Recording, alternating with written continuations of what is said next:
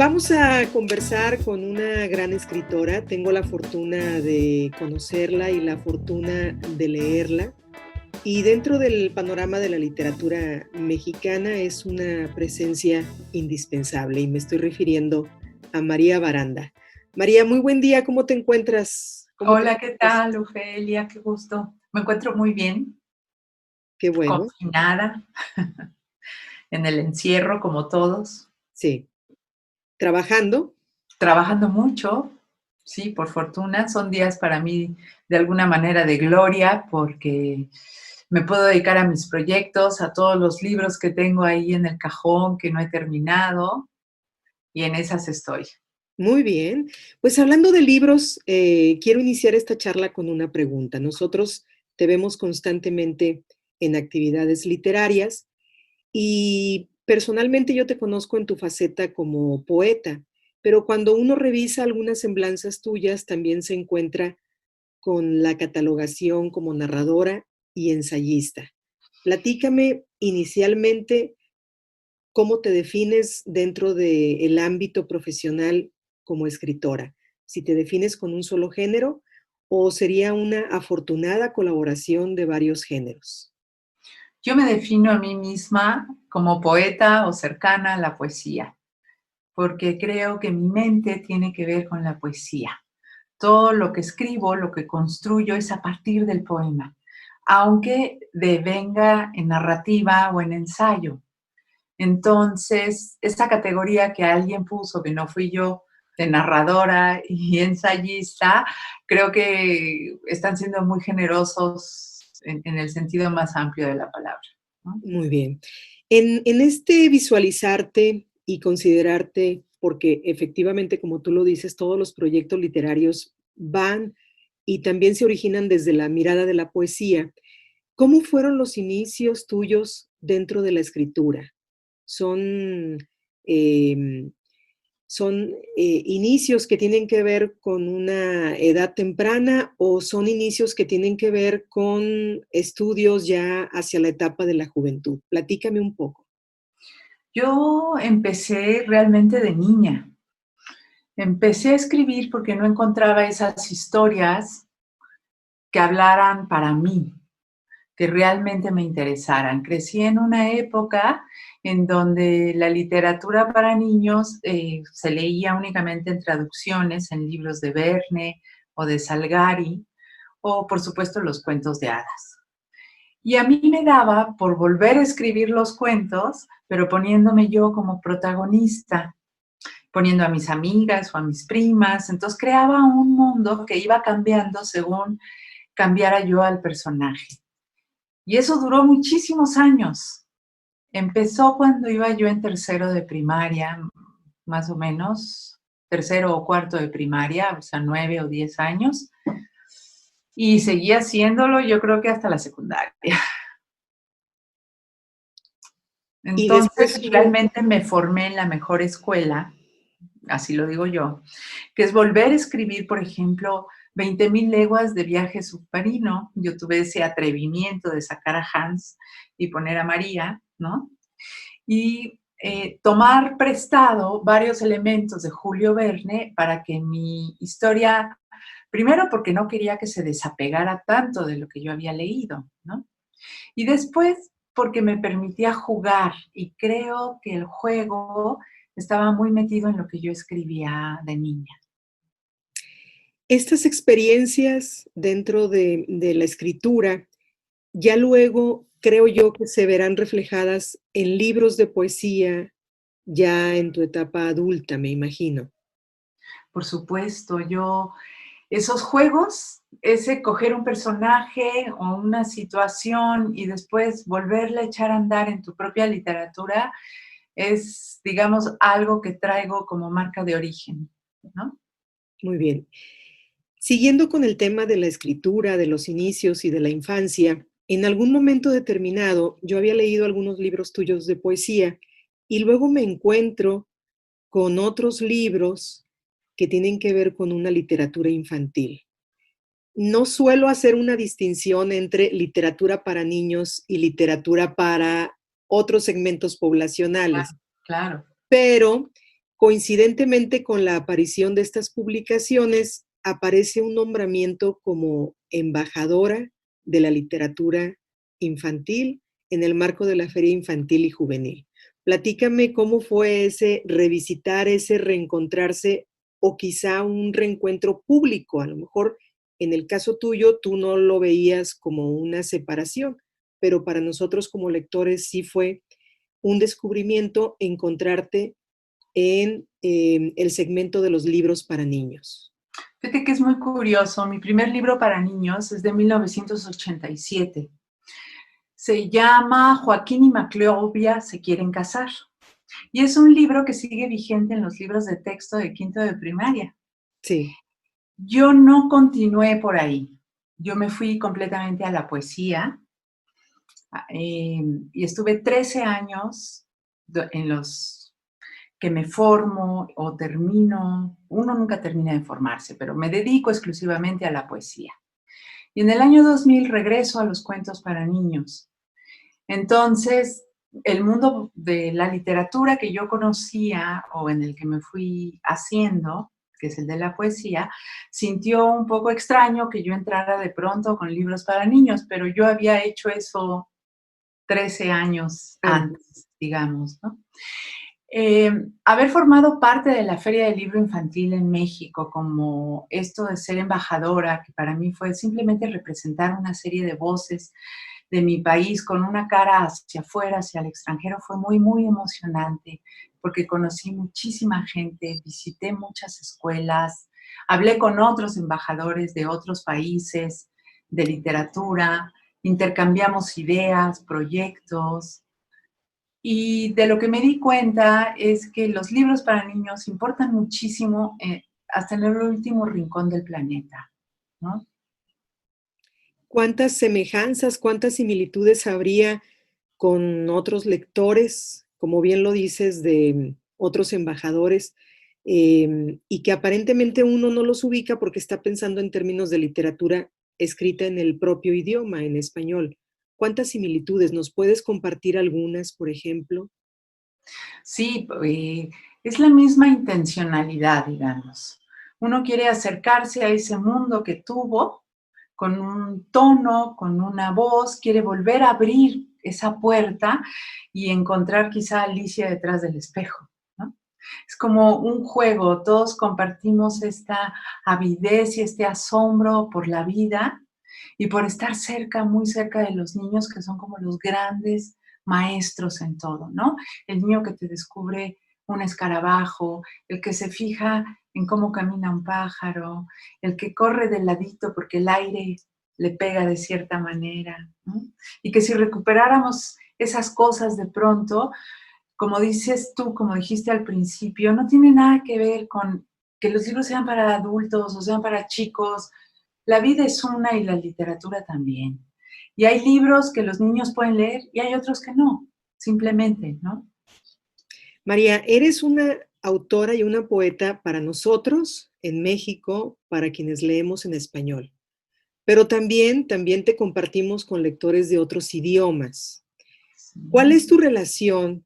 ¿Cuál es tu relación con tus libros una vez que están traducidos, por ejemplo, al alemán, al inglés o al francés? ¿Cuál es tu relación con los traductores?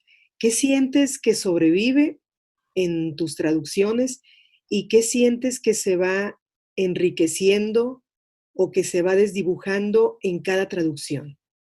Me han pasado muchísimas cosas. Por ejemplo, al francés, que Fabien Bradou me ha traducido bastante. Ahí entablé yo una relación muy íntima, muy hermosa a través de la palabra y creo que nos hicimos muy buenas amigas por eso. Ella me leía en francés y si yo sentía algo extraño se lo marcaba y me decía, claro, el sentido a lo mejor no está muy claro en este verso, ¿no? Y así Sí. trabajamos muchos de mis libros. Algo muy raro fue, por ejemplo, llegar al chino.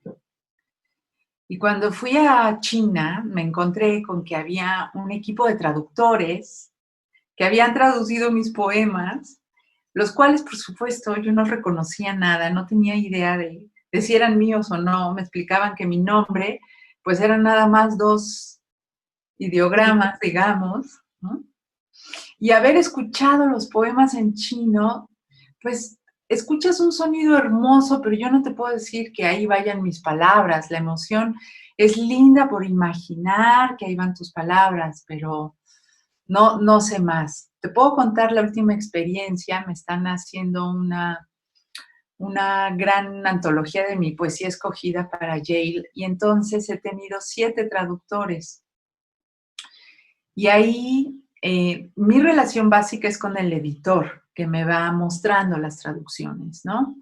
Yo sé hablar inglés, obviamente leo en inglés, entonces me reconozco un poquito más en el inglés que en los otros idiomas. Es muy emocionante saber que puedes llegar a otros públicos, que lo que tú dijiste le puede emocionar a alguien en otra lengua, pero nunca puedes saber realmente qué queda de eso o de esa energía que tú marcaste, porque cada traductor debe de elegir entre salvar el sentido, salvar el sonido. Hay algo que se salva porque hay algo que se tiene que perder. Y pues esa es la apuesta de cada traductor y yo confío en ellos, ¿no? Completamente. Es que no hay de otra, ¿no? Inclusive en los traductores chinos, o más aún en los traductores chinos. Pues ahí que te puedo decir, fue nada más así como la emoción. En inglés sí he tenido la fortuna de establecer un diálogo con varios de ellos, sobre todo para precisar esto del sentido. Ya el sonido se lo van poniendo ellos, el mismo editor va corrigiendo mucho, a veces conmigo, ¿no? Pero el sentido es lo que más me preguntan, como realmente de estas 5 opciones en esta palabra, ¿cuál sería la que se acercara más a lo que tú quisiste decirnos, María? ¿No? Y ahí empieza todo un diálogo. Es un diálogo y es una colaboración de muchísima confianza y de Absolutamente, respeto. absolutamente, ¿no? La misma confianza y el mismo respeto que debe existir en los talleres literarios, quiero pensar. Fe, por supuesto, tú lo sabes. Hablando de talleres literarios, yo tuve la fortuna de contar mientras fui becaria del Fondo Nacional para la Cultura y las Artes en la categoría de jóvenes creadores, de 2 tutores maravillosos. Posiblemente conozcas a Eduardo Hurtado y sin duda alguna que conoces a María Baranda. Hasta hace pocos días, la noticia que nos llamaba la atención a todos en el sector cultural era la desaparición, no específica, pero sí dentro del paquete de fondos que desaparecen ante la contingencia sanitaria, la desaparición del FONCA. Para ti que fuiste tutora del FONCA, ¿qué opinión te merece este suceso? A mí me parece gravísimo lo que está pasando, gravísimo que se atente contra una institución que lo único que hacía era otorgar un tiempo a los creadores para que pudieran dedicarse a su trabajo. Ahí yo tuve el privilegio de conocer a Ofelia Pérez Sepúlveda, por ejemplo, y su maravillosa poesía, ¿no? Y a tantos otros jóvenes que necesitaban unos cuantos meses, creo que son 12 meses, no es más que eso, de poder trabajar y poder ser guiados por otras voces mayores que pudieran un poco conferirles ciertas luces en el camino de lo que es escribir, en este caso escribir poesía, ¿no?